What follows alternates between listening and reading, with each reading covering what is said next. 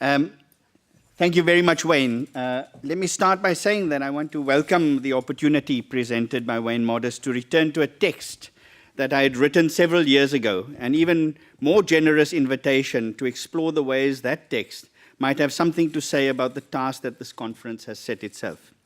Some years ago, I set upon a project to step out of the shadows of the colonial archive, especially as it related to the killing and alleged decapitation of a Xhosa king in 1834 in South Africa, and the alleged return of his skull by a healer diviner at the outset of the TRC in 1996. In 1996, I was a young graduate student. I haven't aged much since then, but I was much younger, let's put it that way. I boldly stepped into the office of my advisor, Jean Allman, to tell her that I was very interested in writing a dissertation on the killing of Hinsa and the quest for the skull. And I said, and more importantly, I want to do two things. I said to her that I want to finish the critique of apartheid. I want to be done with it so that no one else has to bother with apartheid again. And the second thing I said to her is that I wanted to reveal how we might break out of the stranglehold of a colonial episteme by delineating the conditions of a post-colonial episteme. Of course, Jean Allman looked at me stoically, said nothing for a few minutes, and then must have thought that I was completely mad. And I should tell you that in the end, I achieved neither. As the plot proverbially thickened, it turned out that there was no evidence in the colonial archive that the skull had ever been taken, or that the skull was returned, or that it had anything to do with the skull in 1996 that was believed to have been taken. So there was a complete discrepancy that the plot, in some sense, did not allow one to simply retrieve a narrative about a skull, nor to confirm a narrative produced by the healer diviner Nicholas Tilana Xaleka.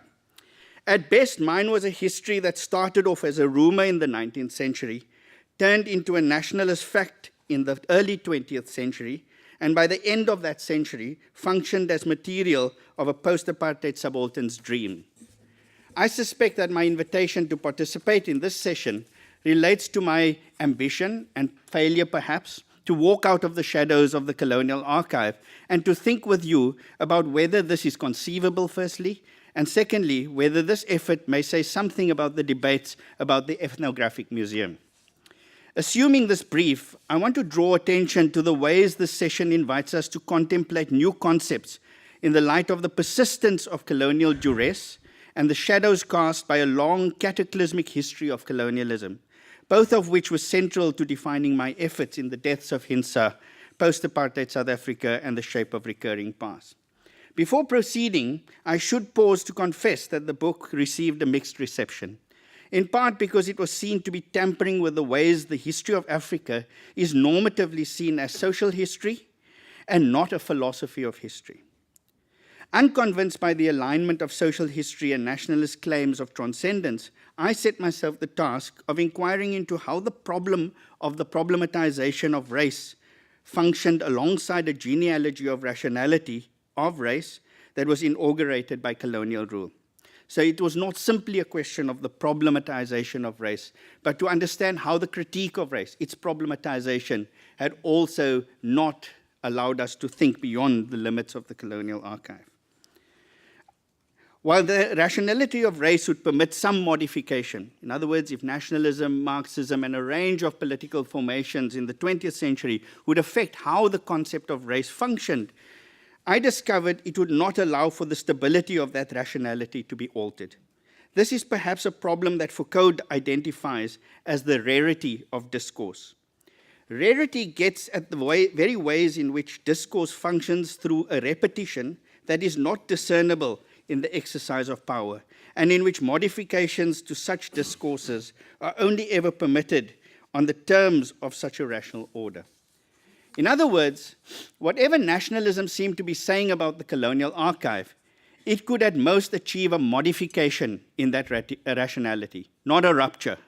In other words, nationalism in its anti-colonial critique could not be the subject of a discourse other than that upheld by the rationality of colonialism.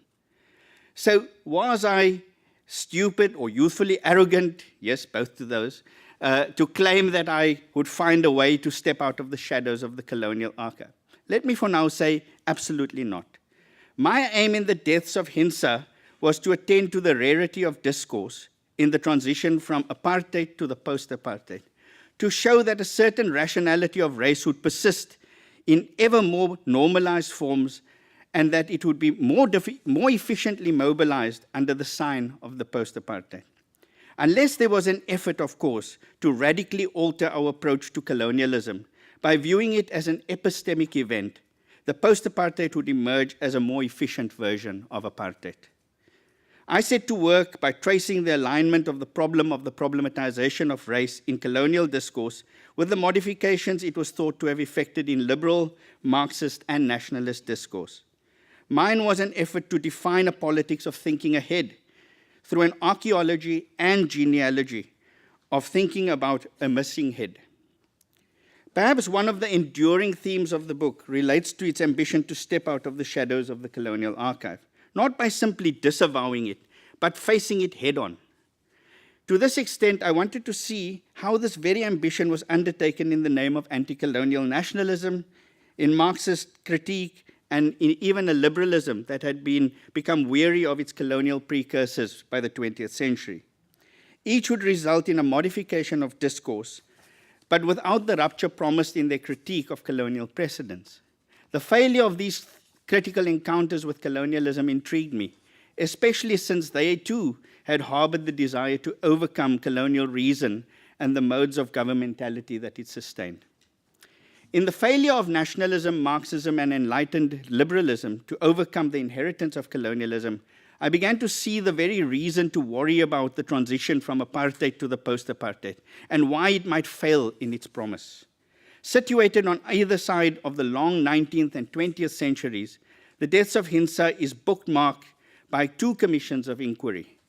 In 1834, a commission established by the British to inquire into the death of the Xhosa king, to ascertain if his was a case of murder or whether he was killed in self-defense. And on the other, the Truth and Reconciliation Commission, established to put to rest the violence of apartheid. By placing the two commissions alongside each other, I was interested in the problem of what happens when truth and reconciliation come apart, or when their seemingly natural association is called into question. My argument was that the post-apartheid would be haunted by precisely its refusal to deal with the problem of colonialism, which it had too hastily presumed to be a stage in the history of the emergence of capitalism and apartheid in the 20th century. The problem seemed to stem from a misconception of what was meant by the colonial archive. I want to suggest that perhaps it is better not to think about the colonial archive as a Babelic library, but rather as an archive of the tactics of war. This would require a substantially different concept of reading the archive. Rather than the conventional approaches, and sometimes the resistant approaches of reading with the grain or against the grain, I wanted to take my cue from Marx's critique in the German ideology, in which he asks us to read with a grain of salt, to arrive at what Ranajit Guha perhaps called the prose of counterinsurgency. The colonial archive functions as a mode of evidence, an assemblage that is completely beholden to the discursivity to which it responds. And so, in many of the histories of the Eastern Cape, scholars have returned to those parts of that archive which support a history that is a chronicle foretold. But if one were to read the entire stretch of reports of the colonial commissions and the various magistracies in the Eastern Cape, as I attempted to do, 49 meters of them, one will discover that the native policemen setting off on a 3-day journey to find a report on what the chiefs were doing in the lower Kabaga River, would process that report, send it on to the chief magistrate in Umtata, send it on to Grahamstown, send it on to Cape Town, and then send it on to the colonial secretary in London. In each instance, that document was modified. A rumor in the Eastern Cape would end up as a sign of war in London. So this asks us to think again about how we think about this colonial archive as some kind of stable formation. And I want to suggest perhaps it is time to forego that fantasy, that the colonial archive at best is an assemblage of tactics, it is an archive of war, and it demands a new reading, a new practice of reading. I want to also suggest then that the colonial archive might demand that we question our desire to discover resistance in the archive, that there's no ready-made formation of resistance. In fact, what ended up as a narrative of resistance in London was simply a chief in a local dispute in the far reaches of the Kabaga. And finally, I want to suggest that our approach to the colonial archive as a mode of evidence may be to discover that domination is as much an epistemic event as it is corporeal. The failure for an adequate method of reading explains the dead ends in which nationalist anti-colonialism found itself. It narrated the story of the killing of Hensa only to find itself trapped as anthropological exemplar in the library of the disciplines of Bantu studies.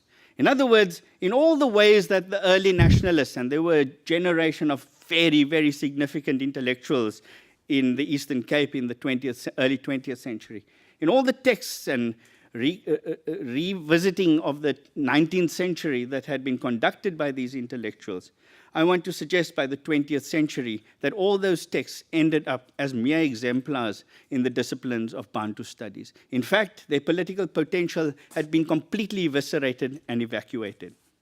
And so writers like Esikam Ai, John Henderson Soga, must not be viewed as producing an alternative history of the killing of Hensa, nor a reversal that produces a repetition without a difference. I would suggest that these writers be seen for the ways in which they got taken up, subdued, reduced in the frameworks of disciplinary reason. And so nationalism then fails to see the archive into which it is being inserted. It enters a cycle of repetitive negotiation with colonial and liberal benevolence. And I want to suggest that both in relation to the idea of the colonial archive that I've suggested, and in relation to the idea of nationalism as a failed project in the colonial world, I want to suggest that perhaps we need to set aside our enamored response and references to these formations. In both, the referent is completely ensnared in a discourse from which it struggles to free itself, leaving itself little room for epistemological maneuver. If we test our healer diviner against the protocols of the archive and disciplinary reason of Bantu studies, he cannot make the cut of history, in part because the discourse of colonialism acts upon him as subject and object by keeping him in his place. What I have learned from the failures of the critical tradition in the 20th century is not to exceed the limits of critique too hastily. Rather, we may need to inhabit the problem so as to cultivate a new attitude to the object constituted through its discursivities. The deaths of Hensa ask how it might be possible to exit the scripts of racism and racial formations in the event of the transition from apartheid to the post-apartheid.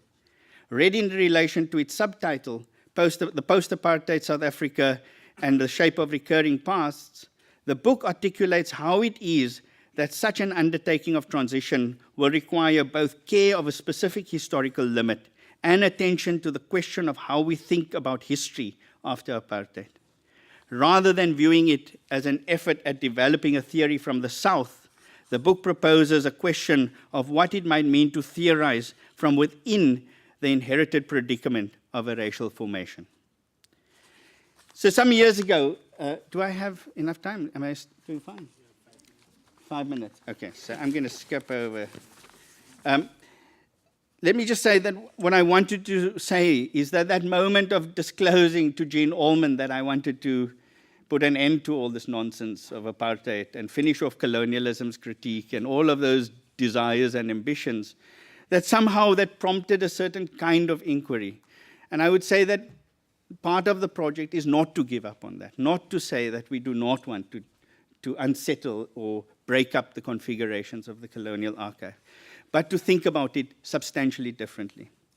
motivated then by the need for a new alignment of subject and object that can activate movement towards a thinking ahead, I wanted to suggest that the deaths of Hinsa might not be simply seen as an endless repetition, but a story in which the question of how one reorients, remobilizes, rethinks the possibilities that inhere from within that archive might become possible. In discovering the difficulty of what it might mean to think ahead, we may find a radical openness that would relinquish a debt to the past. But first we need to accept the challenge of the rarity of discourse. The problem was not only that Hinsa was killed, but that he was killed in 1834. If Foucault is correct that changes in discourse are rare, changes in discourses are rare, then 1834 marks one such rare shift in discourses. 1834 marked the end of slavery, and with it, a shift in a concept of property. It marked a shift in the universalization of the concept of time. And most importantly, it marked a radical shift in the discourses of law, in part because of the Aborigines Commission, which had been convened in that period in Britain, that had altered the basis of legal relations between metropole and colony, and substituted a notion of the health of populations with a notion of the health of the state. And so in thinking ahead, we might also need to think about what the stabilities of 1834 produced in the struggles against both colonialism, apartheid, and its various other racial manifestations. Nationalism, I want to argue, shows that it is almost impossible to walk out of the shadows of the colonial archive, and that the only prospect for a shift would be to work towards a post-colonial episteme.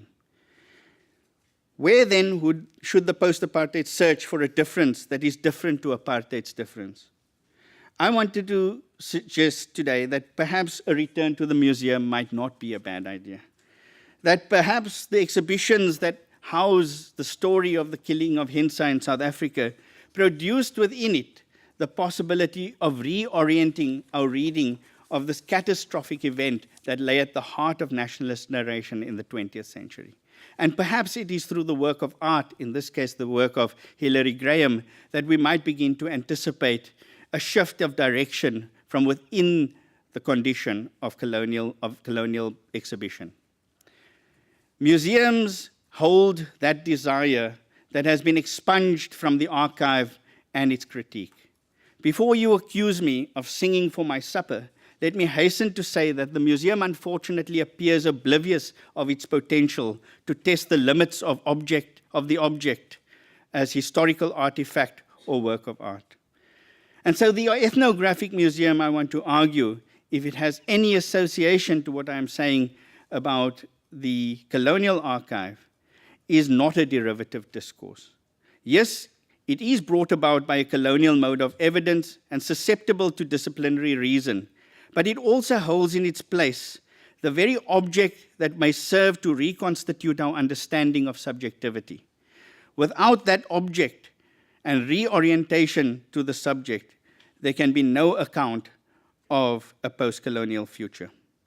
And so the question really is whether we may recircuit the object towards thinking ahead, to set the object of the ethnographic museum in motion so that it can get us to think about more carefully the notions that have been lost partly to a Europe that is now hyper-technologized, questions of intuition, questions of techne, and questions of the long history of animism that Valentin Mudimbe gave us as a prospect for thinking an African future.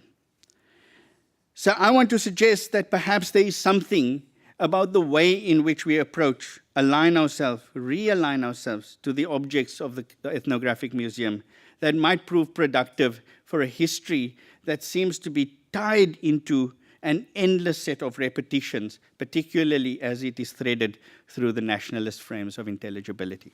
I'll stop there.